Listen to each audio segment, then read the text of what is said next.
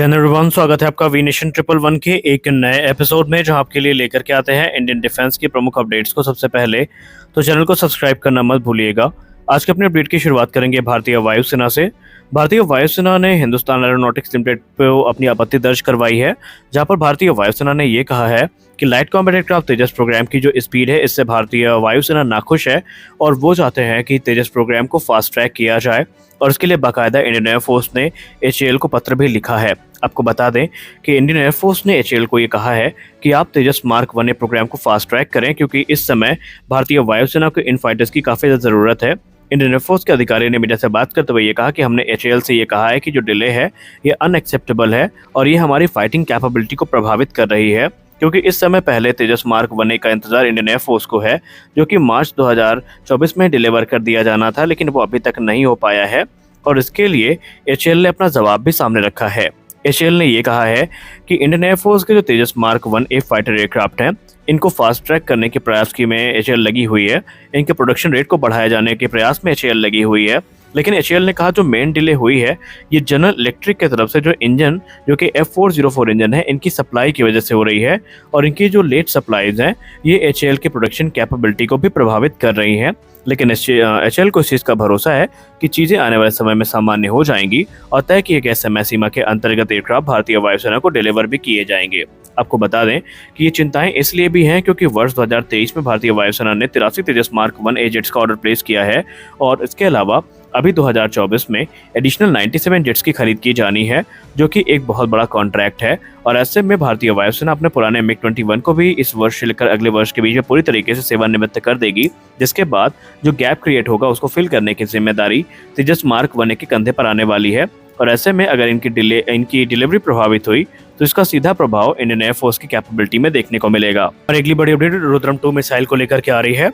Defence production India की तरफ से रुद्रम 2 को लेकर कुछ नई रिपोर्ट सामने रखी गई हैं, जहां पर उन्होंने ये कहा है कि रुद्रम 2 मिसाइल जो है ये भारतीय वायुसेना के लिए एक बड़ा फोर्स मल्टीप्लायर का काम करेगी, क्योंकि इसने अपने जो इनिशियल ऑब्जेक्टिव हैं इनको फ्लाइट टेस्ट में पूरा कर लिया है और इसमें जो प्रोपल्शन सिस्टम वैलिडेशन है ये भी पूरा हो चुका है। इसके अलावा टेस्ट में कंट्रोल और गाइडेंस एल्गोरिथम को भी वैलिडेट किया जा चुका है। आपको बताते चलें कि रिपोर्ट्स में कहा गया है कि रुद्रम 2 मिसाइल को basically Sukhoi 30 MKI fighter aircraft से फायर किया गया है, जहां पर इसने अपने सारे जो ऑब्जेक्टिव्स हैं इसको कंप्लीट कर लिया है। और ये जो एनिमी के एसेट्स हैं इनको न्यूट्रलाइज करने को ध्यान में रखकर डिजाइन करी गई है। रुद्रम 2 एक solid propel air launch missile system है, जो कि एयर टू सरफेस रोल में इस्तेमाल किया जाता है। आपको बताते चलें कि रुद्रम 2 एक ऐसी मिसाइल होने वाली है जिसके 2 अलग अलग वेरिएंट आपको देखने को मिलेंगे। पहला जो वेरिएंट होगा वो एक एंटी रेडिएशन मिसाइल वेरिएंट होगा, जो कि भारतीय वायुसेना के फाइटर जेट्स की ताकत में बढ़ोतरी करेगा। जबकि दूसरा वेरिएंट जो होने वाला है वो एक ग्राउंड अटैक मिसाइल के तौर पर होगा, जो कि एनिमी के बंकर या उनके दूसरे जो एसेट्स हैं उनको डिस्ट्रॉय करने के काम में आएगा। ये एक हाइपरसोनिक मिसाइल होने वाली है, एंटी रेडिएशन मिसाइल होने वाली है, जो कि मैक 5 की स्पीड को क्रॉस कर सकती है। इसके अलावा रुद्रम 3 भी अंडर डेवलपमेंट है और ये दोनों मिसाइल भारतीय वायुसेना की ताकत पे कई गुना ज़्यादा बढ़ोतरी करेंगी।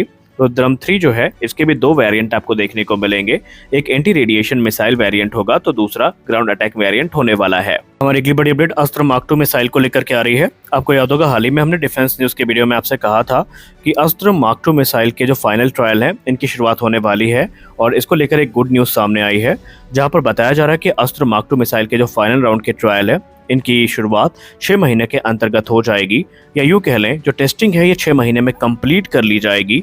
और उसके बाद जो प्रोडक्शन एक्टिविटी है ये माना जा रहा है कि इसी वर्ष के अंत तक शुरू भी हो सकती है।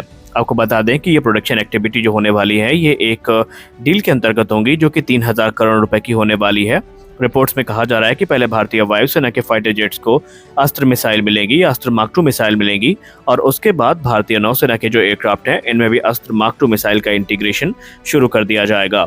आपको बताते चलें कि अस्त्र मार्क 2 मिसाइल जो है ये इंडिजिनस फाइटर एयरक्राफ्ट के लिए काफ़ी इंपॉर्टेंट होने वाली है, क्योंकि चाहे तेजस मार्क 1A हो, चाहे सुखोई 30 MKI हो, राफेल हो, MiG-29 हो, इन सभी में हमें अस्त्र मार्क 2 मिसाइल देखने को मिलेगी।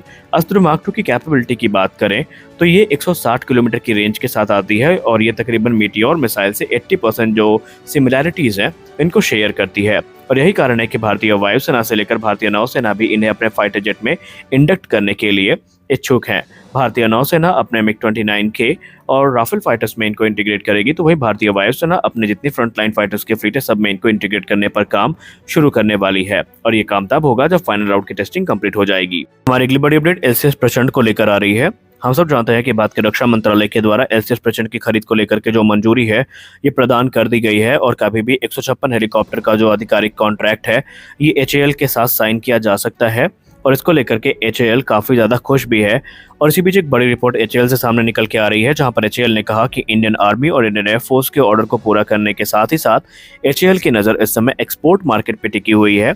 उन्होंने कहा भारतीय थल सेना और वायुसेना के लिए जो कंबाइंड 156 अटैक हेलीकॉप्टर्स का ऑर्डर है इसके बाद जो पोटेंशियल बायर हैं इनका कॉन्फिडेंस भी काफ़ी ज़्यादा बढ़ा है और कई देश इस समय संपर्क में हैं और एलसीएच को लेकर जानकारी प्राप्त कर रहे हैं। हालांकि कंट्रीज का नाम तो सामने नहीं आया है लेकिन माना जा रहा है कि वो एलसीएच की कैपेबिलिटी से काफ़ी इंप्रेस हुए हैं और एचएएल से उन्होंने इसका ब्यौरा भी मांगा है। हिंदुस्तान एरोनॉटिक्स लिमिटेड एलसीएस प्रचंड के ऑर्डर को अतिशीघ्र पूरा करने की कोशिश भी करेगी। अब अगर हम एलसीएस प्रचंड की बात करें तो ये एक मल्टी रोल के लाइट अटैक हेलीकॉप्टर होने वाले हैं जो कि हाई एल्टीट्यूड वॉरफेयर को ध्यान में रख करके बनाए गए हैं।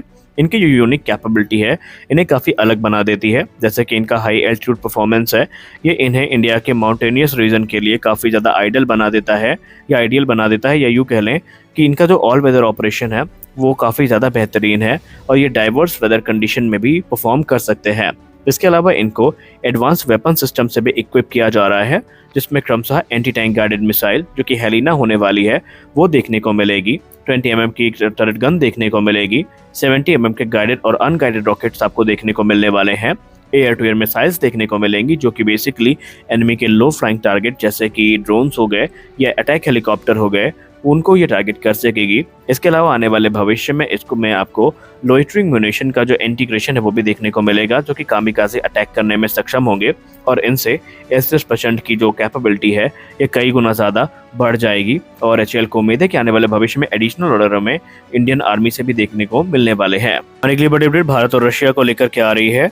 दोस्तों हम सब जानते हैं कि सुखोई 30 MKI फाइटर एयरक्राफ्ट भारतीय वायुसेना के द्वारा बड़ी संख्या में ऑपरेट किए जाते हैं और इसको लेकर के एक बड़ी रिपोर्ट सामने आई है जहां पर भारत और रशिया अब SU-30 के जो ज्वाइंट प्रोडक्शन है इनको लेकर के बातचीत कर रहे हैं जो कि नासिक प्रोडक्शन लाइन से पूरा किया जाएगा कार्य और यहाँ पर जो न सिर्फ इंडियन एयरफोर्स की नीड है उनको पूरा किया जाएगा बल्कि जो ग्लोबल नीड है इनको पूरा करने का प्रयास भी किया जाना सुनिश्चित किया गया है। आपको बताते चलें कि भारतीय वायुसेना में 200 से ज़्यादा सुखोई 30 MKI ऑपरेशनल है और इसके अलावा अलग अलग देश जो हैं वो इनको ऑपरेट करते हैं और आने वाले भविष्य में इंडियन एयरफोर्स के साथ साथ जो ग्लोबल नीड है उनको पूरा करने के लिए भारत की तरफ रूस काफ़ी उम्मीद के साथ देख रहा है और माना जा रहा है कि भारत से भी पूर्ण सहयोग इस मामले में प्रदान किया जाएगा। यानी संभावित है कि आने वाले भविष्य में हमें ज्वाइंट प्रोडक्शन जो है SU-30 MKI का वो देखने को मिल सकता है। तो आज के इस वीडियो में बस इतना ही। आशा करते हैं ये वीडियो आपको अच्छी लगी होगी। वीडियो अच्छी लगी तो वीडियो को लाइक करिए, नए चैनल को सब्सक्राइब करिए। मिलते हैं अगले वीडियो में, तब तक के लिए जय हिंद।